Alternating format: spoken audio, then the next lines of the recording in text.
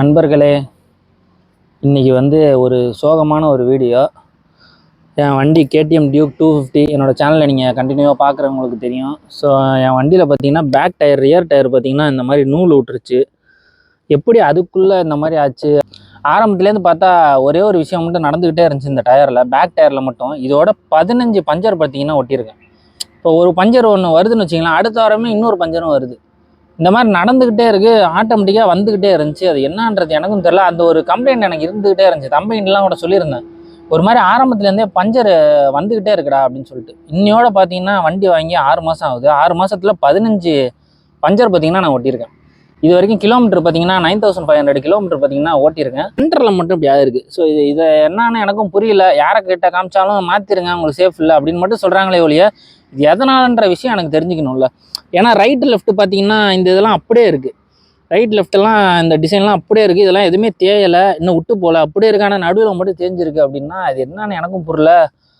சரி ஓகே அப்படின்னு சொல்லிட்டு கேடிஎம் ஷோரூமில் ஒரு தடவை போய் கேட்போம் அப்படின்னு சொல்லிட்டு அவங்கக்கிட்ட ஏதாவது வாரண்டி எதாவது கிளைம் பண்ண முடியுமா, ஏன்னா 1 இயர் ஆகல, எதாவது கிளைம் பண்ண முடியுமா அப்படின்னு சொல்லி கேட்கும்போது இது எதுவுமே பண்ண முடியாது ப்ரோ. இந்த டயர் பார்த்தீங்கன்னா அவங்க என்ன மெத்தட் சொல்கிறாங்கன்னா, ப்ரீமியமாக நீங்கள் போகும்போது என்ன ஆகும்னா சாஃப்ட் டயர் இந்த மாதிரி தான் பண்ணுவாங்க அப்படின்னு சொல்லிட்டு. இது எதுக்காக ப்ரோ பண்ணுறாங்க அப்படின்னு பார்த்தா என்ன சொல்கிறாங்கன்னா, உங்களுக்கு பிரேக்கிங்க்கோ இல்லை நீங்கள் ஓட்டும் போது நாய்ஸ் வராது, ஸோ அதனால் சாஃப்ட் யூஸ் பண்ணுவாங்க. நான் டக்குன்னு சொன்னேன், ப்ரோ நான் உங்கள் ஷாப்பில் தான் வாங்கியிருக்கேன், கேடிஎம் சர்வீஸ் சென்டரில் அங்கே சொன்னேன்.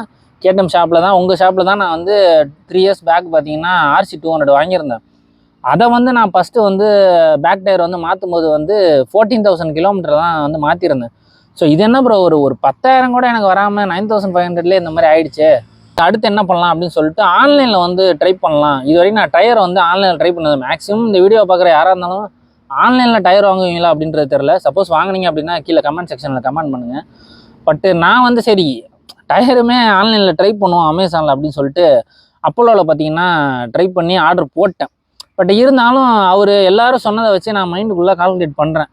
கேடிஎம் ஷோரூமில் என்ன சொல்கிறாங்கன்னா 7,000 கிலோமீட்டர் தான் ஓடணும், நல்ல வேலை உங்களுக்கு ஒரு 2,500 கிலோமீட்டர் எக்ஸ்ட்ரா ஓடி இருக்குன்னு நினச்சி சந்தோஷப்பட்டுக்குங்க அப்படின்றாங்க. லோக்கல் ஒரு 500 ஓட்டிட்டு மாற்றிருங்க, ஆனால் இதை எடுத்துகிட்டு லாங்க போகாதீங்க, சேஃப் இல்லை அப்படின்னு அதையும் தெளிவாக சொல்லிட்டாங்க.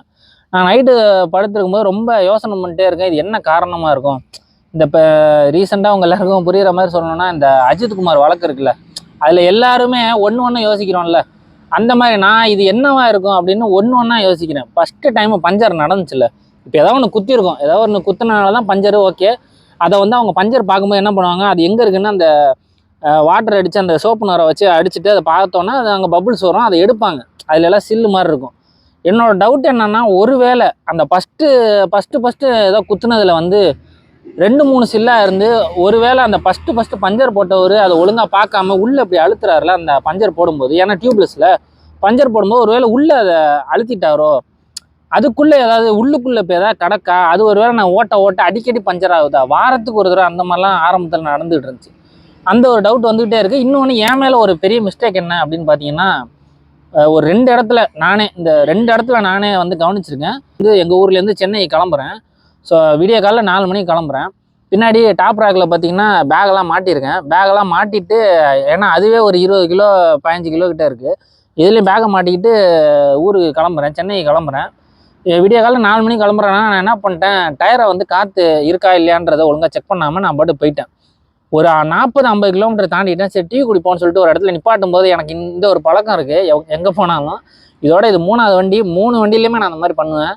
எப்போ ட்ரிப்பு போனாலும், எப்போ லாங்கு போனாலும் ஒரு இடத்துல காப்பி குடிக்க நிப்பாட்டுறனோ, காப்பி குடிக்கிறனோ இல்லையோ, அந்த உட்காந்த இடத்துலேருந்து அந்த ஃபோட்டோ வீடியோ எடுத்துக்கிட்டே இருப்போம் வண்டியை. அந்த மாதிரி அதே மாதிரி எடுத்துக்கிட்டு இருந்தேன்ல, அப்போ தான் கவனிக்கிறேன், என்னடா அது டயர் எப்படி இருக்குது, என்ன ஏதோ ஒரு மாதிரி ரொம்ப டவுனாக போய் கிடக்கு அப்படின்னு சொல்லிட்டு. சரிண்ணா அப்போ தான் போய் பார்க்குறேன், பார்த்தா காற்று இல்லாமல் 40 கிலோமீட்டர் நான் பாட்டு பின்னாடி வெயிட்டை வச்சுட்டு ஓட்டிட்டு வந்திருக்கேன். அதில் தான் இந்த மாதிரி என்ன ஆயிருக்குன்னா, சென்டரில் இந்த மாதிரி அடி வாங்கியிருக்கு. அந்த மாதிரி நான் ஓட்டினால இந்த மாதிரி ஒரு 2 தடவை நடந்திருக்கு. இதில் ஏன் மிஸ்டேக்கும் இருக்குது. இதில் லாஸு அப்படின்னா என்ன, ஆர்சி அளவுக்கு நான் கொஞ்சம் இமேஜின் பண்ணிட்டேனோ, ஒரு 15,000 கிலோமீட்டரில் ஓட்டலாம். இப்போ இதெல்லாம் போய் இப்போ இந்த வீடியோ பார்க்குறோன்னா, இப்போ இந்த வீடியோ பார்க்குற யாரோ ஓட்டுறவனுங்க, இந்த Hero Honda Splendor Plus Pulsar, அவனுங்கெல்லாம் இப்போ நம்மளை கலாய்ப்பானுங்க. எங்கள் வண்டியெல்லாம் நாங்களாம் 20-25,000 வரைக்கும்லாம் வச்சு ஓட்டுவோம் அப்படின்னு. ஸோ அதெல்லாம் கேட்கும்போது தான் நமக்கு கொஞ்சம் வேதனையாக இருக்குது. என்னடா அது 10,000 கிலோமீட்டருக்கு ஒன்ஸ் நம்ம மாற்றிக்கிட்டே இருக்கணுமா அப்படின்ற மாதிரி. ப்ரீமியம் செக்மெண்ட் போனால் இப்படி தான் இருக்கும். அப்போ இன்னும் அந்த 20 லட்ச ரூபா 30 லட்ச ரூபாய்க்கு வண்டி வாங்குறவங்கலாம் 5000 கிலோமீட்டருக்கு ஒன்ஸ் டயரை மாற்றிட்டு இருக்கானா, அதுவும் எனக்கு என்னன்னு தெரியல. என்னோட டியூக் 250 3rd ஜென்ரேஷன், உங்களோட வண்டிக்கும் இந்த மாதிரி நீங்கள் வந்து எத்தனை கிலோமீட்டர் ஓட்டுறீங்க? இந்த வீடியோ பார்க்குற யாராவது என்னோட ஃப்ரெண்ட்ஸ் யாராவது இருந்தீங்கன்னா நீங்கள் கொஞ்சம் கமெண்ட் செக்ஷனில் கமெண்ட் பண்ணிங்கன்னா எனக்கு கொஞ்சம் யூஸ்ஃபுல்லாக இருக்கும்.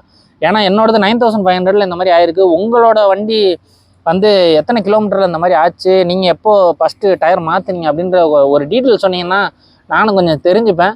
ஸோ அதுக்காக தான் இந்த வீடியோ பண்ணுறேன். அதே மாதிரி இந்த எம்ஆர்எஃப் வந்து அவங்க கொடுக்கும்போதே எம்ஆர்எஃப் கொடுத்துட்டாங்க. ஸோ நெக்ஸ்ட் டைம் வந்து நம்ம அப்போலோ ஏதாவது ட்ரை பண்ணலாம். அப்போயாவது கொஞ்சம் கிலோமீட்டர் கொஞ்சம் அதிகமாக கிடைக்கும், நமக்கு இன்னும் கொஞ்சம் ஸ்மூத்னஸ், நம்ம ஓட்டுறதுக்கு இன்னும் கொஞ்சம் நமக்கு ஃப்ரெண்ட்லியாக இருக்குமே அப்படின்றக்காக தான் இப்போ அப்போலோ வந்து ஆர்டர் போட்டிருக்கேன். ஸோ அது வரட்டும், அடுத்த வீடியோ என்னன்றதை பார்ப்போம்.